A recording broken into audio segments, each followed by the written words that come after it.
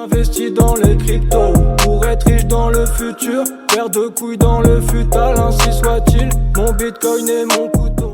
Bienvenue dans la deuxième partie de l'émission Twitch sur les crypto-actus, les actus crypto en général. Le premier thème, le premier sujet, ça concernera les débutants dans les cryptos, parce qu'il y en aura qui vont arriver a priori au cours de l'année qui va s'écouler. Et donc, quelle stratégie appliquer quand on débute dans les cryptos? Et tout ça aussi pour arriver à une conclusion, je vous le dis tout de suite. La majorité des investisseurs crypto ne comprennent pas vraiment ce qu'ils font, mais imitent ce que font les autres. Et je vais vous expliquer pourquoi, voilà. Vous avez comme ça l'intro, la conclusion, et ce qui va compter, c'est de voir le dénouement, les péripéties, le chemin pour parcourir et arriver jusqu'à cette conclusion. Et puis la deuxième partie, ce sera sur de l'analyse technique pour se situer dans le cycle. Et on est bien situé a priori. Voici pour le programme. Alors je débute avec l'idée peut-être de donner des indications à des gens qui sont débutants dans les cryptos, s'il y en a qui passent par là. Et je fais ça avec une histoire, avec un scénario. Donc je vous dis, il y a un développement, il y a un parcours, il y a un chemin. Et je vous fais part de mon expérience du coup finalement. Un ami vient maintenant vous voir, car il est enfin prêt pour investir dans les cryptos. Il veut mettre 2000 €, mais il ne sait pas quoi faire, c'est normal. Il est débutant, c'est un monde inconnu, c'est un monde nouveau. Vous lui conseillez quelle plateforme, quelle stratégie et quelle crypto? Quand je pose ce genre de questions, alors d'une part, ça peut faire des vues, évidemment. Ça me sert à illustrer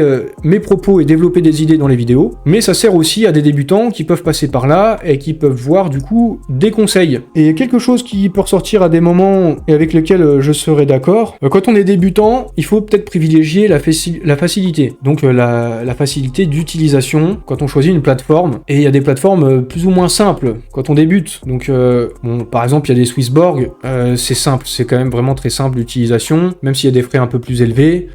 Coinbase, je trouve ça aussi assez simple finalement. Mais bon, il y a différentes choses, différentes plateformes. Je suis pas là pour vous dire quelle plateforme là utiliser. Je vous donne des conseils d'une manière générale. Et puis concernant la stratégie et quelle crypto, aussi quelque chose qui ressort et qu'on peut dire à des débutants, c'est de pas faire n'importe quoi. Évidemment, il y a des risques. Quelle stratégie appliquer?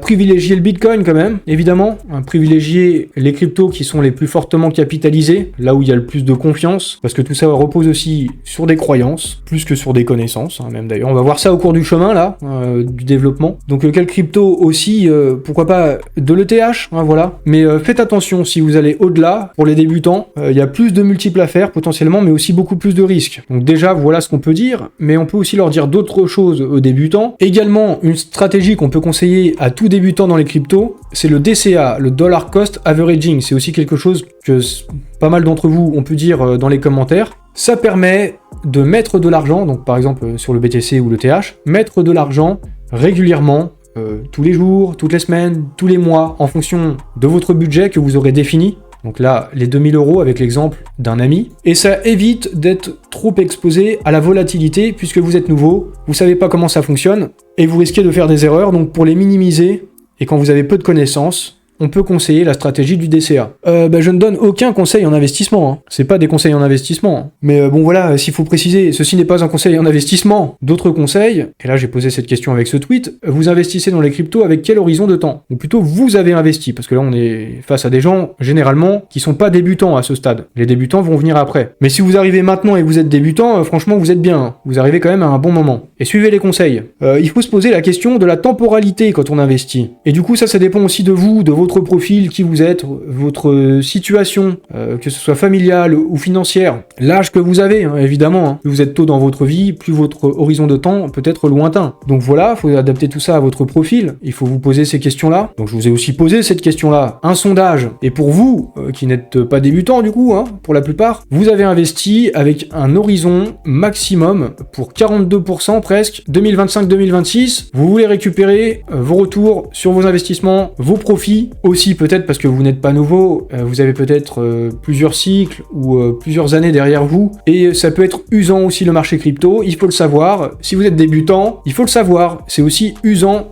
émotionnellement. Mais vous êtes quand même 23% à être là pour plusieurs cycles, 15% jusqu'à la retraite, et près de 20%, 19%, vous n'avez rien planifié. Peut-être aussi parce que même si vous retirez des profits à un moment, peu importe votre horizon de temps, peut-être aussi qu'on garde toujours un petit pied au moins hein, dans les cryptos, même si une bonne partie peut être retirée, parce qu'il y a des cyclicités aussi, hein, faut le savoir, si vous êtes débutant, il y a des cyclicités, il y a des moments, c'est pas forcément intéressant d'être dans les cryptos, il faut peut-être mettre son argent sur d'autres produits, quitte à revenir plus tard. Une autre question, votre wallet doit être multiplié par combien pour que votre vie change réellement? Donc c'est une autre question, quand vous investissez dans les cryptos, c'est avec quel objectif? Combien d'argent? Bon, j'ai parlé de l'horizon de temps, mais aussi combien d'argent vous voulez? Et bon, c'est pas comme si vous écriviez une lettre au Père Noël, hein.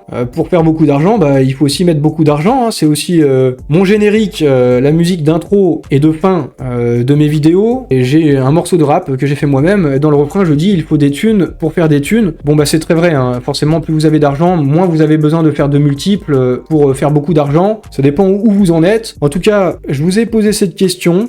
Il faut savoir que plus vous voulez faire des multiples, plus vous allez prendre des risques, plus vous risquez aussi de perdre votre argent. Donc faut faire attention. Donc j'ai fait un sondage. Vous êtes 8,5% à avoir besoin d'un x5 pour changer votre vie. Après, ça dépend toujours, hein, c'est quoi changer votre vie. Ça vous amène aussi à vous poser cette question. Hein. Peut-être que vous pouvez la changer tout de suite, votre vie. Hein. Il suffit de passer à l'action et faire des choix aussi. Hein. Ça change la vie. Mais c'est pas évident. Hein. Et c'est pour du long terme, généralement. Hein. C'est pas du jour au lendemain qu'on devient riche avec les cryptos. C'est pas quelque chose de simple. Vous êtes 34% à espérer un x10 pour changer votre vie, 41% à avoir besoin de faire un x100 pour changer votre vie, et 16% à avoir besoin d'un x1000. Donc ça veut dire forcément, je disais, il faut des thunes pour faire des thunes. Voilà, pour atteindre des grosses sommes et de l'indépendance financière, la liberté financière. Bon voilà, il faut mettre de la thune. Hein. Voilà, vous avez compris. Et forcément, le x1000, ce sera sûrement un cas très rare et pour très peu de personnes. Donc c'est pas évident, c'est ce que je vous disais.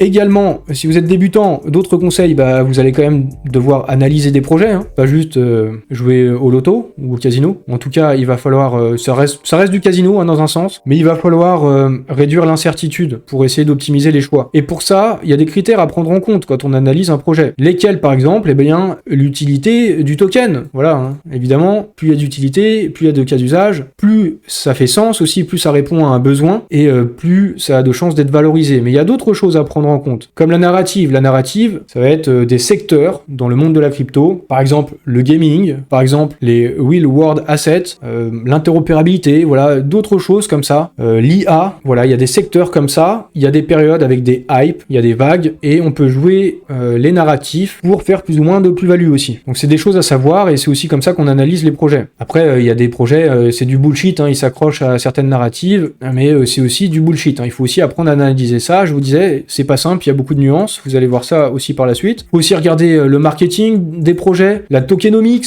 l'inflation sur les tokens, voilà, parce que l'inflation, c'est de la perte de valeur, donc c'est à prendre en compte, hein, comment ça se passe, l'économie du jeton. La communauté autour du projet, est-ce qu'elle est active ou non? La team du projet, leurs compétences, est-ce que la team est publique? Le nom de la crypto aussi, ça peut orienter les choix, hein, aussi quand on commence dans les cryptos. Et quand on commence dans les cryptos, généralement, on n'a aucune connaissance de la tech, ou alors il faut avoir des profils de gens qui sont déjà des devs, peut-être, qui peuvent avoir des connaissances dans la tech. Mais généralement, quand on est débutant, on connaît vraiment rien à la tech. On sait pas ce qu'il y a sous le capot. Donc voilà, c'est caché sous le capot. Et par contre, à l'extérieur, la voiture peut être rutilante, faire un joli vroom vroom avec un beau logo et des couleurs. Et généralement, les débutants se laissent aussi pas mal influencer là-dessus. Voilà, c'est le casino, je vous disais. Blackjack, je mets tout sur le rouge. Bon voilà, c'est un peu ça, malheureusement. Et il va falloir avoir des connaissances, hein, va falloir bosser. Également, pour analyser une blockchain, quelles métriques sont les plus importants pour évaluer le potentiel de la blockchain? On peut regarder la TVL, la Total Value Locked. En gros, ça c'est la liquidité, c'est l'argent qui est sur un écosystème. C'est des signes de bonne santé, tout comme le volume, c'est le volume de transactions. On peut regarder aussi les performances de la blockchain avec le nombre de transactions par seconde, les TPS. On peut regarder le nombre de nodes pour essayer d'évaluer la décentralisation, le nombre de dApps, le nombre d'utilisateurs pour mesurer aussi l'activité sur un écosystème, s'il y a de la vie, voilà les signes de bonne santé. Mais, et ça c'est quelque chose qu'on s'en rend pas compte, hein, quand on se met à analyser, on arrive, on est débutant, on regarde tout ça, on regarde les chiffres, on compare et puis on met notre argent en fonction de ça. Et en fait avec le temps on apprend que la plupart de ces métriques, souvent elles sont artificielles. Il peut y avoir des bots derrière, les chiffres peuvent être gonflés, comme les nodes par exemple. Le nombre de nodes, il y a d'autres facteurs à prendre en compte. Quelle puissance de calcul il faut pour faire tourner un node, ça aussi, pour évaluer la décentralisation d'un réseau. Donc finalement, toutes ces métriques, c'est à nuancer avec le temps et au fur et à mesure qu'on a de plus en plus de connaissances. Mais même après des années, ça reste compliqué d'utiliser ces métriques pour essayer d'évaluer les projets. Donc pour l'investisseur moyen, déjà aujourd'hui, c'est vraiment très compliqué. Pour le débutant, c'est impossible. Finalement, c'est complètement flou. Et évaluer le potentiel d'une blockchain, ouais, voilà, ça relève du miracle. Tout ça pour en arriver à cette conclusion, comme je vous disais dans l'introduction. La majorité des investisseurs crypto ne comprennent pas vraiment ce qu'ils font, mais ils imitent les autres. Ils imitent ce que les autres font. Et on s'imite tous les uns les autres. Aussi en fonction des narratifs, des hypes, en fonction du marketing qui est fait, de l'influence, si les projets ont de l'argent pour communiquer, avoir de la visibilité. Il y a aussi des questions de timing, il y a aussi la qualité des produits. Aussi, ça joue. Il n'y a pas que le marketing et tout ça. La qualité de la team d'un projet. Donc voilà, il y a tellement de choses à prendre en compte, tellement de métriques. Vous allez devoir apprendre et faire vos armes, votre expérience, si vous êtes débutant. Mais déjà, comprenez ça. La majorité des investisseurs crypto ne comprennent pas vraiment ce qu'ils font, mais imitent ce que font les autres. Et en fait, c'est pas forcément quelque chose de négatif, c'est quelque chose qu'on fait tous. La preuve, par exemple, même si vous avez énormément d'expérience, même si vous êtes un champion en crypto, même si vous êtes là depuis 10 ans, on va dire, si vous êtes là depuis 10 ans, vous avez de l'expérience, vous savez à quel moment investir aussi, peut-être les meilleures périodes aussi pour prendre vos profits, et finalement, vous allez aussi faire comme les autres à un moment donné, hein, parce qu'il y en a aussi d'autres que vous qui font ça. Et vous vous basez aussi sur ce que font les autres pour vous dire quelle est la narrative du moment. Donc voilà, c'est pas quelque chose à voir forcément négativement, c'est un constat plus qu'autre chose. Pour aller un petit peu au-delà sur cette idée qu'on imite, finalement, c'est plutôt logique hein, qu'on imite les autres, toujours aussi pour vous dire que c'est pas quelque chose de négatif. En fait, ça se comprend, c'est un comportement social qu'on apprend depuis la naissance. C'est le fonctionnement des enfants pour apprendre. C'est la méthode d'apprentissage. Imiter les autres, copier. Je vais pas tout vous détailler de ce tweet, je vous le mettrai en description sur YouTube si vous voulez tout lire. Je pense qu'il y a des enseignements, peut-être aussi en particulier si vous êtes débutant, parce que un débutant, pour lui, je vous disais, c'est un monde nouveau, les cryptos. Un monde nouveau, c'est l'inconnu. On arrive au monde un petit peu comme un enfant. Donc, vous êtes un enfant si vous êtes débutant dans les cryptos. Et voilà, premier point, par exemple, au début, un enfant, au début de sa vie, donc au début de votre vie crypto, voilà, pour faire le parallèle, un enfant observe ses parents et les figures d'autorité. Bon bah c'est la même chose pour un investisseur crypto. Les figures d'autorité, les leaders d'opinion dans le domaine des cryptos, les figures médiatiques, donc des médias, les influenceurs sur les réseaux sociaux. Bonjour, bah voilà, vous m'écoutez, vous pouvez liker au passage, ou vous abonner si c'est pas le cas. Puis les analyses des institutions financières, les plateformes d'analyse, etc., peu importe. Finalement, comme je disais, hein, imiter les autres, voilà, c'est pas forcément mal. En fait, c'est juste un comportement normal de l'apprentissage. Donc voilà, je vais pas vous lire tout le reste. Vous avez compris l'idée, mais si vous voulez, vous aurez ce tweet dans la description de la vidéo. Et maintenant, j'en arrive à l'analyse technique, voilà, pas la mienne, hein, l'analyse globale, parce que moi je fais pas d'analyse technique, l'analyse d'autres personnes qui analysent, du coup indirectement pour moi et pour vous. Moi, je compile les informations les plus pertinentes, en tout cas j'essaie, et on fait tout ça pour essayer de se situer dans le cycle. Très important, hein, toujours si vous êtes débutant, comprenez qu'il y a des cycles, et en fonction de ça, on prend des décisions qui sont pas les mêmes, en fonction de la temporalité, en fonction du moment où on est. Donc là, il y a Titan of Crypto qui nous dit que c'est comme un air de déjà-vu à propos de la temporalité, du moment où on est, et c'est similaire à ce qui a pu se passer en 2023, donc il y a un an, et en fait ça rejoint ce que je vous disais la semaine passée, et moi j'avais fait aussi ce constat, en regardant le sentiment de marché, ce qui se passait aussi sur les réseaux sociaux, des sentiments de peur, aussi plus de gens qui se disaient qu'il y aurait peut-être plus du tout d'alt-season, il y a ce bruit en ce moment, hein. Du désespoir, du pessimisme, des gens qui ont arrêté d'être derrière les écrans, des statistiques en baisse sur les réseaux, le crypto fear and greed, donc on est plutôt dans la peur en ce moment. Et en fonction de tout ça, j'avais eu une réflexion comme quoi peut-être on était au même moment que l'année dernière, et puis ensuite derrière ça avait pump. Donc là, avec de l'analyse technique, Titan of Crypto fait la même analyse. Un air de déjà vu, effectivement, bah vous constatez hein, sur le graphe. Voilà, ça va dans ce sens-là, comme ma propre analyse, mais en basant sur d'autres critères. Finalement, quand on cumule les analyses qui vont dans le même sens, mais avec des angles d'approche différents, et bah peut-être qu'on a des choses du coup pertinentes. Une autre analyse, là c'est Deepwell, il nous dit qu'on est peut-être en train de reproduire quelque chose qui semble proche de ce qu'on a fait en 2016-2017, et on rebondit sur une ligne de tendance, une trend line. C'est ce qu'on voit ici, on serait sur la même zone, alors c'est une zone là sur laquelle on peut rebondir, là il y avait le crash Covid, c'était un peu particulier, mais on serait aussi du coup, si on compare par rapport à 2016-2017, sur cette zone-là, la test de la ligne de tendance, et puis bah, si on est effectivement sur ces zones-là, derrière on va partir en parabolique dans les semaines et les mois à venir. C'est ce que je vous dis hein, depuis quelques temps, là depuis quelques semaines, des analyses que je vois à droite et à gauche, hein, comme je vous disais, on regroupe les analyses, c'est quelque chose qui devient de plus en plus fort, donc au bout d'un moment ça devient un vrai signal. Au début il y a beaucoup de bruit, donc c'est peu audible le signal, il faut essayer d'être attentif, et au fur et à mesure le signal devient de plus en plus fort, j'ai l'impression que ça devient de plus en plus fort. Il n'y a pas si longtemps, là début août, j'ai regardé un petit indicateur, le Decay Channel Oscillator, peut-être que je le regarde regarderai comme ça de temps en temps. Au début du mois, il était à 15%, maintenant il est à 19%. Donc on en est là, on est toujours dans le vert. Le vert, c'est qu'on est plutôt tranquille, ça voudrait dire qu'il nous reste de la marge. Et c'est quand on va dans le rouge qu'on s'approche d'un top. Donc on est quand même loin d'un top, un top de cycle, je veux dire. Et voilà, là on est plus proche d'une zone de bottom que d'un top. Et regardez ici, voilà le mid-top du cycle en mars. On était jusqu'à 74 000 $ sur le BTC. Finalement, on n'était qu'à 40%, on n'était même pas en surchauffe. Donc voilà, on est loin d'aborder la zone rouge là. Donc voilà, c'est plutôt en cohérence avec le fait qu'on soit là et qu'on ait encore de la marge. On est plutôt là, on espère, flèche verte. Voilà, vous avez compris. Une autre analyse là, c'est CryptoCoin. Voilà, il nous dit Bitcoin à partir de maintenant, ça va devenir excitant. On rejoint toujours ce même type d'analyse, comme je vous disais. On est dans la dernière ligne droite, en gros, la dernière vallée avant la plus haute montagne, le calme avant la tempête. Il emploie pas mal d'images assez fortes, hein. Des images bullish. En tout cas, il parle d'un indicateur, c'est le multiple de Puel, ou on va le dire en français, le multiple de Puel. D'ailleurs, ça sonne presque bien français, ça. Et sur le graphique, qu'est-ce que ça veut dire? Alors, ça veut dire qu'on a un support et une résistance. Le support marque les bottoms, donc effectivement, on serait là sur le petit cercle vert sur un bottom, et la résistance en rouge, avec comme ici le petit cercle rouge, ça marque un top. Et donc, le top de mi-cycle, effectivement, quand on est allé sur cette zone rouge, on a bien eu un top. Et si on regarde aussi sur les cycles précédents, je vous laisse regarder, vous pouvez me faire pause. Effectivement, il se reproduit les mêmes choses. Sur les cercles rouges, on avait les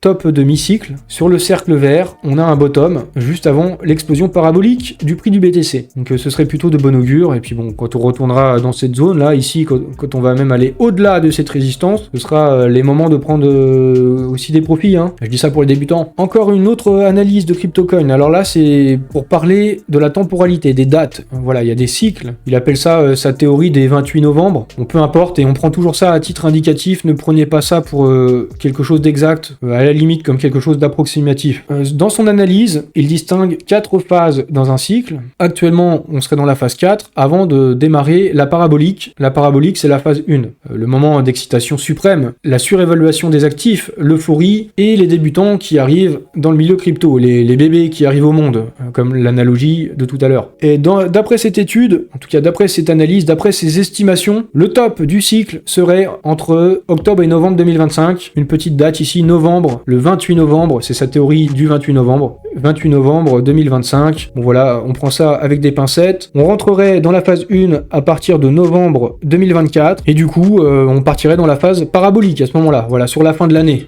C'est plus ou moins l'idée, en tout cas si on doit prendre ça, pas forcément de manière précise, mais approximative, et si on combine ça avec d'autres analyses, effectivement, on converge vers une accélération sur la fin de l'année, peut-être, voilà, on peut espérer, et pourquoi pas atteindre les 100K, les 100 000 $ sur le BTC. CryptoRod, en tout cas, il est plutôt bullish. Regardez son graphique, il pense, voilà, on serait en train de faire ça, et derrière, on décollerait les 100K, voilà, peut-être fin d'année, début d'année prochaine, et il pense que c'est à partir des 100K que une alt-season massive pourra débuter. Donc les gros multiples. Donc je vous ai posé aussi la question sur X, est-ce que le BTC ira au-delà des 100K en 2025? Donc ça c'est aussi pour évaluer un petit peu le sentiment du marché. Et vous êtes les 3/4, plus des 3/4, 77% à penser que oui, on dépassera les 100K. Personnellement je pense aussi, il y a des gens qui pensent que non, du coup quand même, 22,7% qui pensent que non. Bon, ça peut se comprendre, surtout quand on sort de plusieurs années de souffrance. Mais bon, je pense quand même, en termes de probabilité, hein, si on se trouve effectivement avant une hausse là, si on s'apprête à bien décoller, la phase 1 de parabolique, effectivement, si on en croit tous les indicateurs, tous les signaux, il nous reste de la marge pour une belle hausse encore. Puis si ça se reproduit hein, comme les cycles précédents, on est plutôt bien placé. Donc regardons aussi sur les altcoins, si on va effectivement au-delà des 100K, ça peut être là hein, où tous les nouveaux vont en entendre parler, et les 100 000 $, ce sera tellement symbolique, ce sera tellement énorme, les médias en parleront, clairement, et c'est peut-être là que les nouveaux vont arriver, ils vont vouloir faire leurs grands multiples, ils vont vouloir faire des fois 100, ils vont vouloir faire des fois 1000, et du coup ils vont mettre sur les altcoins et pas sur le BTC quoi, vous comprenez l'idée. Donc regardons un peu les alts, l'ETH contre le BTC, alors depuis un long moment hein, finalement l'ETH a sous-performé le BTC, on se trouverait là sur cette zone là, et ça correspond à ce que je disais avant, peut-être que si on atteint les 100K effectivement sur peut-être le début de l'année prochaine, ou voire sur cette fin d'année, hein, Noël devrait être sympa, hein, on devrait avoir des cadeaux cette année à Noël, effectivement si ça se passe comme ça, derrière alt season, donc l'ETH pourrait partir fort à partir des 100K, donc au niveau temporalité ça pourrait correspondre, hein, et pour qu'il y ait de la reprise de la dominance, de la surperformance performance de l'ETH par rapport à BTC, pourquoi pas sur la fin, début de l'année prochaine. Maintenant, on regarde un peu le total 3. Le total 3, c'est le total du market cap global des crypto-monnaies en enlevant le BTC et l'ETH, donc en enlevant une grosse partie, en laissant vraiment que les alts. Et voilà, a priori, d'après son analyse, effectivement, ça devrait aussi partir pour les alts. CryptoRod pense que c'est une question maintenant de quelques semaines ou quelques mois avant que tout aille bien. Alors espérons que tout aille bien. Si tout va bien pour vous, ou si vous souhaitez que tout aille bien, dans les deux cas, vous pouvez liker cette vidéo. L'émission est terminée, la vidéo est terminée. Vous pouvez vous abonner, vous pouvez commenter, vous pouvez me suivre sur les réseaux sociaux. J'ai mis aussi dans la description, comme je vous ai dit, ce tweet, si vous voulez le lire, une petite analogie entre les bébés investisseurs crypto et puis les bébés tout court et la méthode de l'apprentissage par imitation. Je vous signale aussi, pour la semaine prochaine, il y a des chances que je fasse pas de live sur Twitch, donc il y aura pas non plus la rediffusion sur YouTube. Donc voilà, probablement que je ne pourrai pas assurer ce live. Je vais dire à ce stade, il y a peut-être une chance sur deux, donc peut-être que ça pourrait être le cas quand même, mais partez du principe qu'il n'y aura pas de live la semaine prochaine. C'est donc la fin de l'émission. Je vais vous souhaiter une bonne soirée. Salut à tous et à la prochaine.